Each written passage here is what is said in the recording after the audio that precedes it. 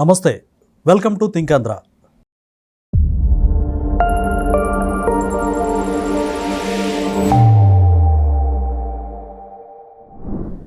గతంలో నారా లోకేష్ గారు red book అనేది పెట్టి ఎవరైతే అంటే ప్రభుత్వంలో లేనప్పుడు వైసీపీ అరాచకాలకు కేర్ ఆఫ్ అడ్రస్గా రెడ్ బుక్ ఉంటుంది. అధికారులు కానీ నేతలు కానీ ఎవరైనా సరే మా టీడీపీ క్యాడర్ని ఇబ్బంది పెడితే రాజ్యాంగానికి విరోధంగా బిహేవ్ చేసిన వాళ్ళ పేర్లు ఇందులో ఉంటాయి, డెఫినెట్గా మేము అధికారంలోకి వచ్చాక వాళ్ళకి పనిష్మెంట్ ఇస్తామని రెడ్ బుక్ బాగా వైరల్ అయిన సంగతి మనకు తెలిసిందే. అయితే జగన్మోహన్ రెడ్డి గారు కూడా ఆయన బ్లూ బుక్ అన్నారు, తర్వాత ఇప్పుడు డిజిటల్ బుక్ అని చెప్పి ఒక రకంగా లోకేష్ గారిని కాపీ కొట్టినట్టుగా ఆ బుక్ పెట్టారు. ఆ బుక్లో కార్యకర్తలకి భరోసానిస్తూ ఎవరైతే మా కార్యకర్తలు ఇబ్బంది పెట్టారో వాళ్ళంతా చూస్తారని ఆయన చాలా అగ్రెసివ్గా స్టేట్మెంట్లు ఇచ్చారు. అయితే ఆ డిజిటల్ బుక్ వాళ్ళకే బూమరంగ్ అవుతున్నట్టుగా మనకు క్లియర్ కట్గా కనిపిస్తూ ఉంది. ఇదే అంశంపై మనతో మాట్లాడడానికి రాజకీయ విశ్లేషకులు అప్సన్ రాజేష్ గారు ఉన్నారు. వారిని అడిగి పూర్తి విషయాలు డిస్కస్ చేసే ప్రయత్నం చేద్దాం. సార్ నమస్కారం. నమస్కారం sir, digital book Jaganmohan Reddy గారు తీసుకొచ్చారు, కార్యకర్తలకు భరోసాగా అండగా ఉంటుందన్నారు. అయితే అదే డిజిటల్ బుక్లో వైసీపీ నేతల పేర్లే ఉండటం, వాళ్ళ మీదనే కంప్లైంట్ రావడం, ముఖ్యంగా మాజీ మంత్రి విడుదల రజనీ మీద, అలాగే జగన్మోహన్ రెడ్డి గారి పైన రావడం, ఇప్పుడు తాజాగా మాజీ ఎమ్మెల్యే వైసీపీ తిప్పేస్వామి మీద కూడా తన యొక్క కాన్స్టిట్యూషన్లో మున్సిపల్ చైర్మన్ పదవి ఇప్పిస్తానని 25 లక్షలు తీసుకున్నట్టుగా ఆరోపణలు వచ్చాయి. అదే డిజిటల్ బుక్లో ఫిర్యాదు చేశారు. నిజంగా వాళ్ళకి బూమరంగ్ అవ్వడం, డిజిటల్ బుక్ యొక్క అసలు ఆ పరిస్థితి ఏమిటి, ఎలాంటి రిజల్ట్ ఉంటుందంటారు, మీ అభిప్రాయం ఏంటి? అంటే ఇక్కడ జగన్మోహన్ రెడ్డి గారు తప్పు ఎవరు చేసినా శిక్షించగలిగే నైతికత ఆయన దగ్గర ఉందా లేదనేది ఇప్పుడు ఒక సత్యపేట మీద ఆయన నిలబెట్టినట్టయింది ఈ డిజిటల్ బుక్ ద్వారా. ఎందుకంటే ఆయన ఏం చెప్తా ఉన్నాడు, చంద్రబాబు నాయుడు గారి పాలనలో, చంద్రబాబు నాయుడు గారి ప్రభుత్వ యంత్రాంగం ద్వారా కానీ, చంద్రబాబు నాయుడు గారి పార్టీలో నాయకుల ద్వారా కానీ వేధింపులకు గురైన, అన్యాయంగా అక్రమ కేసులు పాలైన, మీకు న్యాయం జరగలేదని చెప్పని ఫీల్ అయితే ఎవరెవరి వల్ల మీకు అన్యాయం జరుగుతుందో మీరు ఈ బుక్లో నమోదు చేయండి, మనం అధికారంలోకి వచ్చిన తర్వాత చర్యలు తీసుకుందాము. ఆ వేధింపులకు గురి చేసిన అధికారులు సప్త సముద్రాల అవతల ఉన్న బట్టలోడ తీసుకొస్తా అని చెప్పని చెప్తున్నాడు. అవును, పలుమార్లు ఆ వ్యాఖ్య చేశారు. మరి అదే సందర్భంలో మరి ప్రజలకి నష్టం జరిగితే రేపు రోజున పాలకుడిగా వస్తాను అని చెప్తున్నావు, పాలకుడిగా వచ్చేవే అనుకుందాం, ఫర్ సపోజ్ వచ్చాడే అనుకుందాం.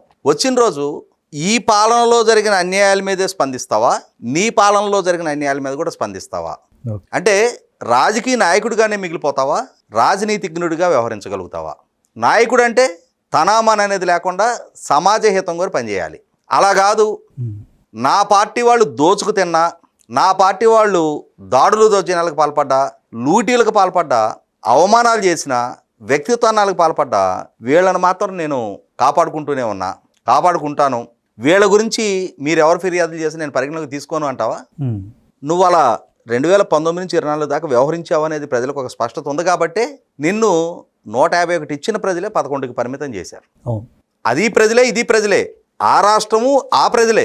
ఒక ఎన్నికలో నీకు అంతటి స్థాయి సంఖ్యాబలం ఇచ్చారు, మళ్ళీ ఎన్నిక నాటికి నిన్ను ఆ స్థాయికి పరిమితం చేశారు. కాబట్టి వాళ్ళ రాష్ట్రం నీకు కొత్త కాదు, రాష్ట్రానికి నువ్వు కొత్త కాదు.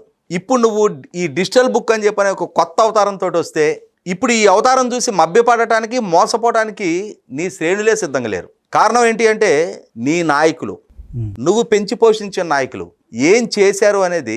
ఇవాళ తిప్పేస్వామి ఎమ్మెల్యేగా ఉండి తన నియోజకవర్గ పరిధిలో మున్సిపల్ చైర్మన్ ఇప్పిస్తాను అని చెప్పని నీ పార్టీకి సంబంధించిన కౌన్సిలర్ దగ్గర 25 లక్షలు తీసుకున్నాడు అని చెప్పని నీకు ఫిర్యాదు అందింది. తీసుకున్నది నీ పార్టీ వాడే, ఇచ్చింది నీ పార్టీ వాళ్ళే. మరి నీ నాయకుడు నీ పార్టీ కౌన్సిలర్ని మోసం చేశాడు అని చెప్పని ఫిర్యాదు వచ్చిన నేపథ్యంలో ఆ కౌన్సిలర్ చేత ఒక పోలీస్ కేసు పెట్టించి నీ నాయకుడి మీద విచారణ జరిపించు. మొట్టమొదటి నీ పార్టీ నుంచి సస్పెండ్ చేయి, రేపు అధికారంలోకి వచ్చిన తర్వాత వాళ్ళ మీద చర్యలు తీసుకునే తర్వాత సంగతి. మొట్టమొదటి నీ పార్టీ నుంచి ఎక్స్పెల్ చేయి, నైతికంగా బేసిక్ బాధ్యత. ఎందుకంటే గతంలో నువ్వు పాలకుడిగా ఉండగానే నీ ప్రభుత్వంలో మంత్రిగా కొనసాగుతా ఉన్న రోజా ఆమె మీద ఆరోపణలు వచ్చినాయి. ఏమైనా ఆరోపణలు వచ్చినాయి? ఆమె నియోజకవర్గ పరిధిలో పుత్తూరు మున్సిపాలిటీలో ఎస్సీ రిజర్వ్డ్ అయితే నాకు చైర్మన్ పదవి ఇస్తాను అని చెప్పని నన్ను 70 లక్షలు డిమాండ్ చేసింది. కరెక్ట్. నేను వాళ్ళ అన్నకి 45 లక్షలు ఇచ్చా, ఆ డబ్బు తీసుకుంది కానీ నాకు చైర్మన్ పదవి లేదు అని చెప్పని ఒక ఎస్సీ మహిళా కౌన్సిలర్ మీడియా ముందుకు వచ్చి చెప్పింది. వాళ్ళ అన్న దగ్గరికి వెళ్ళి ఏంటయ్యా ఇది, నా దగ్గర డబ్బు తీసుకొని నాకు చైర్మన్ పదవి ఇవ్వలేదు అని అంటే 2.5 ఏళ్ల తర్వాత ఇస్తాను అని చెప్పాడు అని. 2.5 ఏళ్ల తర్వాత కూడా ఏంటి అని అంటే లేదులే ఇక ఛాన్సు అని అంటే నా డబ్బు నాకు వెనక్కి ఇవ్వమంటే 23 లక్షలు ఇచ్చాడు, ఇంకా మిగిలిన డబ్బులు ఇవ్వట్లేదు అని చెప్పని. మరి ఆ రోజు అధికారంలో ఉండే చర్యలు తీసుకున్నావా?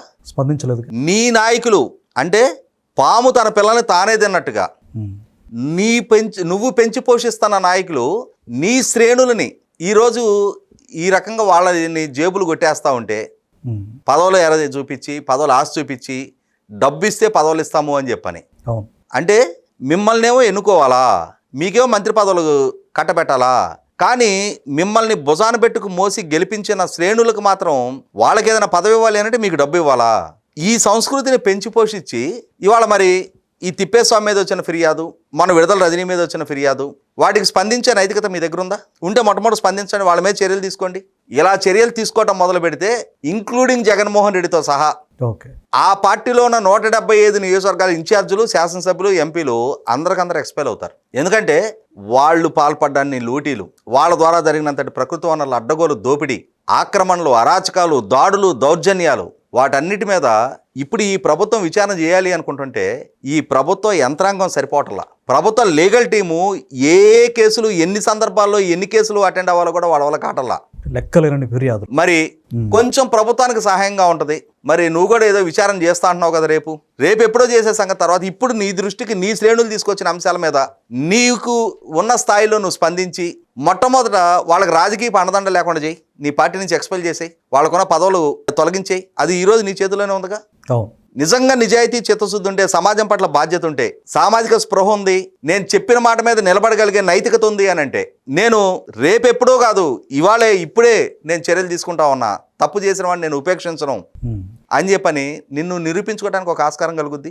సమాజానికి కూడా నిన్నెందుకు రాబోయే ఎన్నికల్లో పరిగణలోకి తీసుకోవాలనేది కొంచెం నిన్ను నువ్వే ఒక నమ్మకం కలిగించుకున్నట్టు అవుద్ది. అవేమి చేయను, నేను రేపెప్పుడో అధికారంలోకి వచ్చిన తర్వాత వాళ్ళందరినీ ఈడ్చుకొచ్చి బట్టలు ఉడదీస్తా అంటే నువ్వు బట్టలు ఉడదీస్తే చూడటానికి ప్రజలు సిద్ధంగా లేరు. ఎందుకంటే ప్రజలు ఆల్రెడీ 151 నుంచి 11కి నీ బట్టలు ఉడదీసిన అడిబాదాల్లో నుంచో పెట్టారు, నువ్వే రిలీజ్ కాటల్లా. సార్, మీరు అన్నట్టుగా పార్టీ శ్రేణులే నమ్మే పరిస్థితి లేదంటున్నారు మీరు ఒక రకంగా. మరి ఆయనేమో మీరు ఇందాక కోట్ చేసినట్టుగానే సప్త సముద్రాలు దాటిన వాళ్ళని పట్టుకొచ్చి అంటే ఐపీఎస్లకు ముఖ్యంగా వార్నింగ్ ఇచ్చారు. అంటే ఈ దురహంకారమైనటువంటి ఈ వార్నింగ్లు మనం ఏ విధంగా అర్థం చేసుకోవాలంటారు? నేను అదే చెప్తున్నా.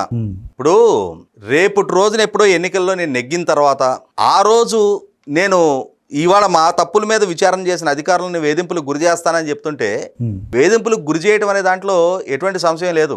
నువ్వు పాలకుడిగా ఉన్న రోజున నీ అక్రమాస్తుల కేసు విచారణ చేసిన అధికారులను కూడా వేధింపులకు గురి చేశావు. ఆ రోజు నీ కేసుల్లో కోఎక్యూజ్డ్గా ఉన్న అధికారులందరినీ కీలక విభాగాల్లో కీలకమైన స్థానాల్లో వాళ్ళని నియమించుకున్నావు. కాబట్టి దొంగలకి బొవ్వబెట్టే విషయంలో నీ మీద ఎవరికి ఎటువంటి అనుమానాలు లేవు. చాలా చక్కగా ఎవరెవరైతే నీ దోపిడీకి సహకరించిన వాళ్ళు ఉన్నారో వాళ్ళందరినీ కాపాడుకుంటావు.